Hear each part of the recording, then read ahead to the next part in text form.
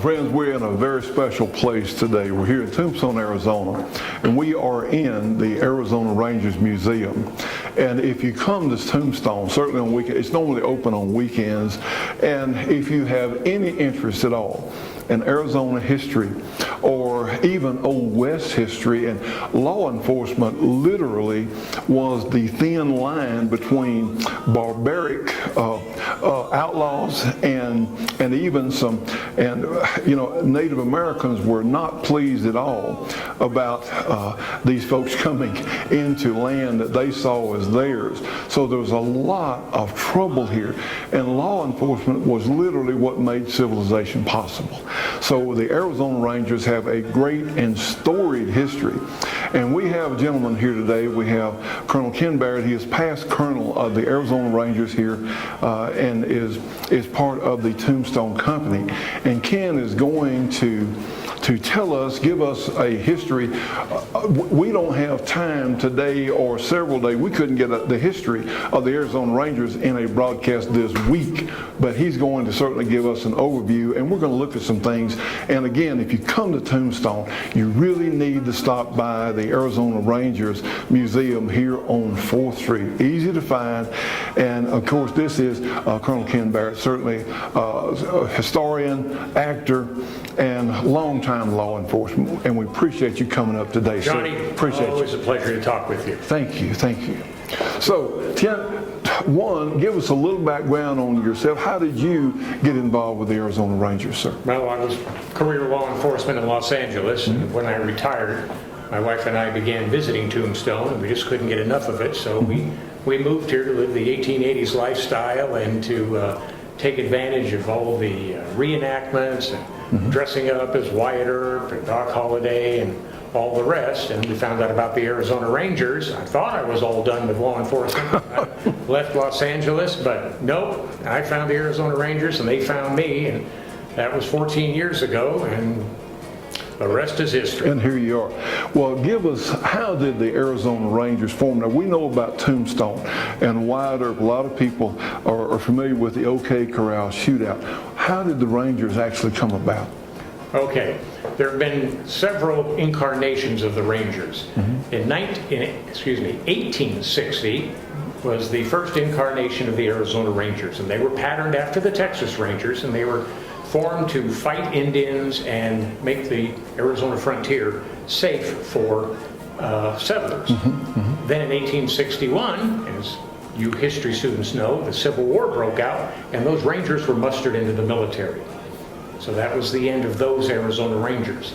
In 1882, after Morgan Earp was assassinated here in Tombstone, the Earps left, and the citizens were left to the mercy of the corrupt sheriff, Johnny Behan. And so a number of them went to the territorial capital and convinced the governor that he needed to form a company of Arizona Rangers right here in Tombstone. And they did so, 30 men and a captain. I'm always amused to think that it took 30 men to replace Wyatt Earp, but apparently that is so. And there is a movie they made in the 1950s starring cowboy actor George Montgomery about those 1882 Arizona Rangers called Fastest Gun in Tombstone. They ran out of financing, and so they didn't last all that long. Then in 1900, Arizona really got serious about becoming a state. The Congress said, you are still the wild and woolly frontier. And we were. We were still. This is the last of the Old West here in Arizona. And so they formed a company of Arizona Rangers, 12 men and a captain, in 1901. And then that was expanded to 26 men. And in the 1950s, they made a TV series, 26 Men, about those 1901 to 1909 Arizona Rangers. And they did such a good job of cleaning up the territory that by 1909 it was felt they were no longer needed. They were disbanded, and sure enough, on Valentine's Day 1912, we got our statehood and became known as the Sweetheart State because of Valentine's Day. Anyway, those Rangers from 1901 to 1909, I know you're thinking of airplanes being developed around then and cars, but those Rangers were Old West Rangers. They were on horseback. They carried single-action Colt 45s, lever-action Winchesters, and That was about 1909 is what historians consider here in Arizona the last of the Old West. Well, interesting stuff. And again, we're not so far separated from that Old West. If you come to Tombstone today, you'll see remnants, of course, of the, we say, well, you still smell the smoke of the 45s, because it was here we had mining, a lot of money here. 20,000 people lived in Tombstone in the late 1800s, and you had, where there's money, typically the criminal will follow. Is that right? Well, that's right. And we were a mining town, and we had a big demand for food, because few people could afford to come here with an iron stove. Right. So many of the people who came here had to buy all their meals. And the famous, or I should say notorious, Clanton gang would rustle cattle from Mexico, bring it here, and sell it on the cheap to the restaurants here, because after all, they didn't raise it, didn't cost them anything, they stole it. Right. And then they would take it to Camp Huachuca, now Fort Huachuca, and they would sell it to the cattle buyer there. And he didn't look at the brands, he needed to feed the troops and feed the Indians on the reservation. So if something showed up on four hooves, he would buy it. And so it was a very prosperous business for those cattle rustlers. Right. And speaking of cattle rustlers, actually Wilcox, Arizona was sort of the cattle rustling headquarters of the Southwest. Am I right on that, Colonel?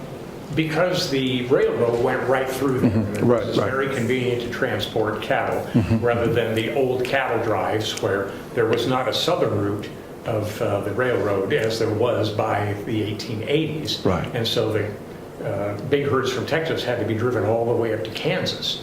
So Ellsworth, Wichita, Dodge City, Abilene, that gave birth to all those towns at the railheads. Well, you mentioned that in 1909, that group of Rangers was disbanded, and then in 1957, what happened? In 1957, Arizona really began to grow. Water projects, Senator Barry Goldwater was reaching prominence, and local law enforcement really couldn't keep up with the demands that were placed upon them. And some of the original 1901 to 1909 Arizona Rangers were still living and said, you know, in our day, when law enforcement needed assistance, either a local chief of police or marshal or a county sheriff, he could call upon the Arizona Rangers, and we would send him 5, 10, 15, or in the case of trouble in Morenci, 25 of the 26 Arizona Rangers went there. And the state said, that sounds like a good idea, let's do that. And in 1957, they reconstituted the Arizona Rangers, this time as an all-volunteer law enforcement auxiliary. And at that time, many, if not most, of the Rangers were sworn in as deputy sheriffs or special police officers or deputy marshals in their local jurisdictions. And then police officer standard and training came in, and that's no longer done. But the modern day Arizona Rangers have been here now for over 60 years, carrying on the tradition of the earlier Arizona Rangers. And we are an all-volunteer law enforcement auxiliary, and we are called upon by police and sheriff agencies all over the state to come and supplement them with manpower. So what you're saying, and I know this to be true, when law enforcement really needs help, which is often in some of these remote areas, you may have one sheriff's deputy on patrol, and this is the border, and it is somewhat tends to be volatile sometimes. We have the cartels coming just across the border in Mexico and all kinds of things. So the ranger's job really becomes critical, doesn't it, sir? It is. It is critical, especially to smaller agencies. There are towns just here in Cochise County where we have 5 companies of Arizona Rangers, and elsewhere throughout the state, where the ranger company in that community has 2 or 3 times the number of men and women as the local law enforcement has.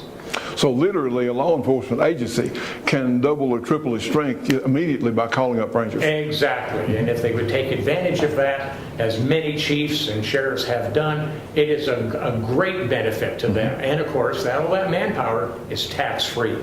Well, and as you mentioned, there are companies throughout the state, and I think a lot of other states could actually use Arizona as an example, because we have seen really effective law enforcement because of the Rangers. Am I correct? You're absolutely correct, and we have a lot of lip service being paid to community policing, where the community and the police join together. And this is the best example that I can think of as a former chief of police, using the manpower of the Arizona Rangers, highly trained, highly screened and vetted, highly qualified, and very, very mission specific. So we can direct traffic, or we can ride second man in the police car, because pretty much the rule here in Arizona is one officer per car. And that can be a very dangerous situation. I mean, coming from a big city where the rule is, you know, 2 men in the car at least, and then during civil disturbances, riding 4 deep, it is great to have that extra set of eyes and ears, and someone that is highly trained, firearms qualified to police officer standards. Yes. And that manpower pool available. Well, I think it's very important what you said. Standards, which are really, this is a serious thing.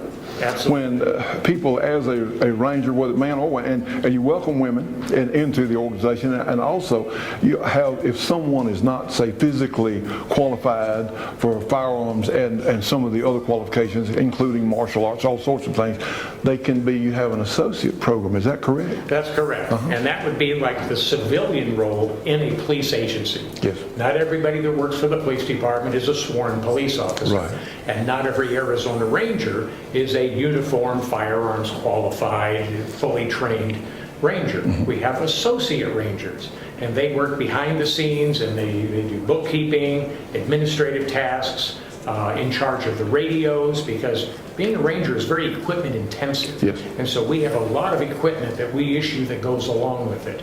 And so there is a role for just about anybody in the Arizona Rangers. Now, Colonel, we certainly want to publicize the Arizona Rangers. People all over the world are going to see this, actually. But if someone is here or moving to Arizona or lives in Arizona, you actually have a recruitment program. Is that correct? Well, we absolutely do.